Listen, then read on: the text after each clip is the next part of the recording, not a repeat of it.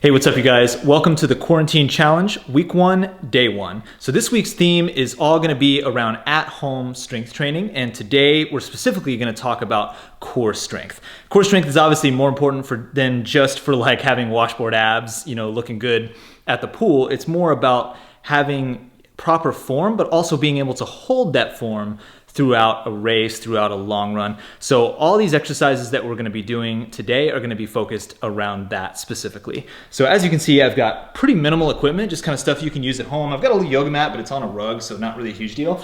And then I've got kind of a little assortment of the different types of equipment you can use. As you can see, it's kind of a silly assortment, and then obviously the dogs are totally optional. But with that, let's get started with the first exercise. So one thing that I think is actually pretty commonly neglected with core work is your back. The back is absolutely part of the core, and it's an essential part because when you're running, you don't want your shoulders like caving in like that. We want everything kind of pulled back, not too much to where your chest is too far out, but we do want that back nice and strong and the scapula, the shoulders nice and strong. So this one is called the prone COBRA. So essentially what we're gonna do is lay down with our forehead actually down on the ground at first, and then you can essentially do, if you've ever done a Superman, it's very similar to that. So Superman's, you're kind of going up like this. We're gonna do that same thing, except we're gonna have the hands and the arms back this way. So this is what it looks like right here.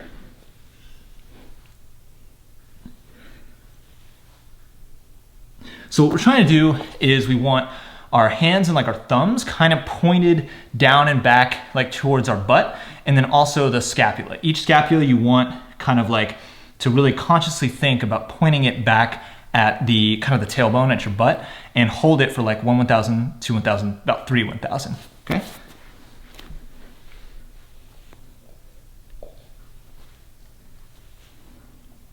All right, next up is the plank. I'm sure you've done this at some point. The reason why it's involved in pretty much every core routine is because of how important it is.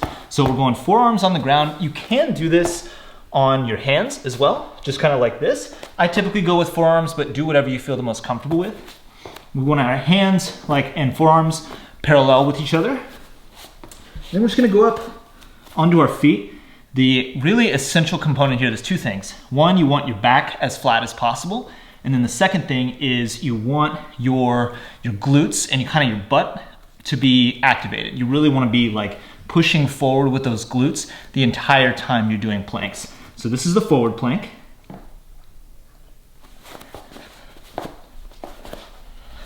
This is the side plank.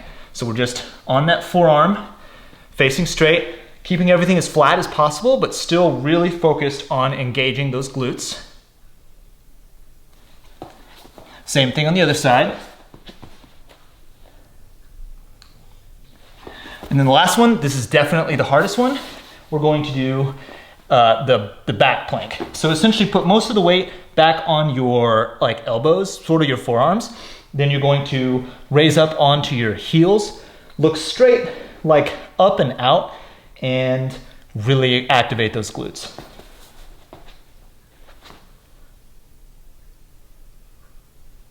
All right, now let's get into some more typical ab core work. We're gonna do bicycles. So bicycles, you're going to have your hands behind your head and essentially move your feet and your legs as if you're riding a bicycle. And then take each elbow to the opposite knee. So this is what it looks like kind of in slow motion. And this is what it looks like regular speed. All right, now let's do some Russian twists. You can either do these with no weights or equipment at all. You can use something like a kettlebell if you have one, or, and I bet you're wondering why I have this, you can use something like a big bag of rice. So Russian twist, I'm gonna use it with a kettlebell, but again, you don't have to use anything. Basically, lift our feet off and just go side to side. Now the key here, you don't want to swing it to the side, if you have like a bouncy or med ball, you don't want to bounce it off and go right back in. You just go to the side, stop, go to the side. You just stop for a brief moment and really get those obliques, get that entire core engaged while you're doing this. Do a quick one with the bag of rice.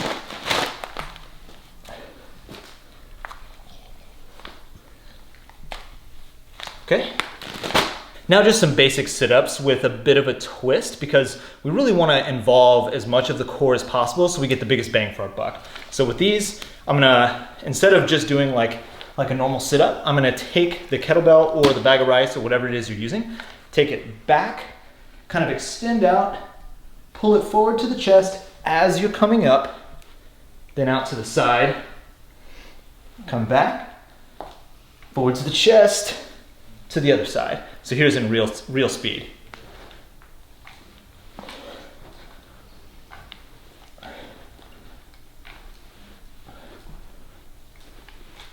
Okay.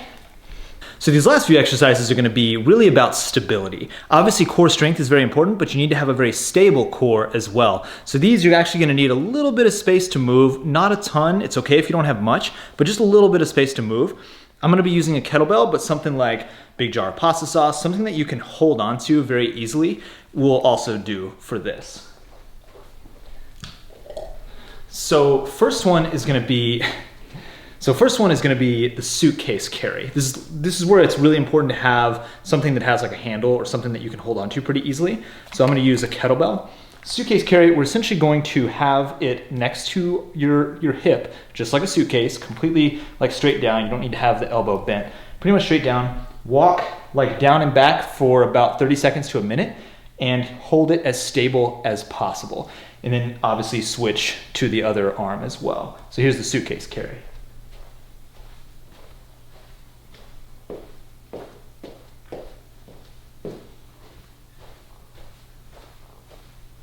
So similar to the suitcase carry is the waiter walk. Same exact idea, except you're gonna have your kettlebell or whatever it is you're using kind of like held up above you as if you're a waiter holding on to a plate or a tray. So here's the waiter walk.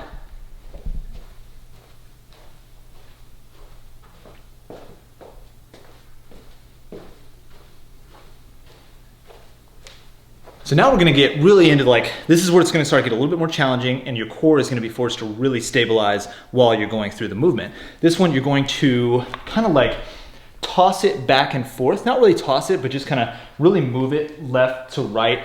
And the idea is that you're kind of like swinging it this way and forcing your core to kind of like catch it and stabilize you while you continue to move forward. So here's this next one.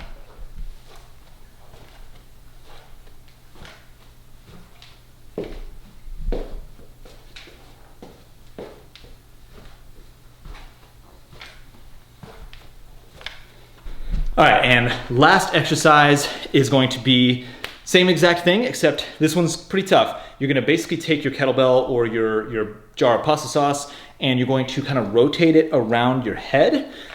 When you go like one way or for the first like 30 seconds, rotate it like clockwise, and then the next 30 seconds, rotate it counterclockwise. And again, this is while you're moving, just kind of in a circle around your head, doesn't have to be perfect.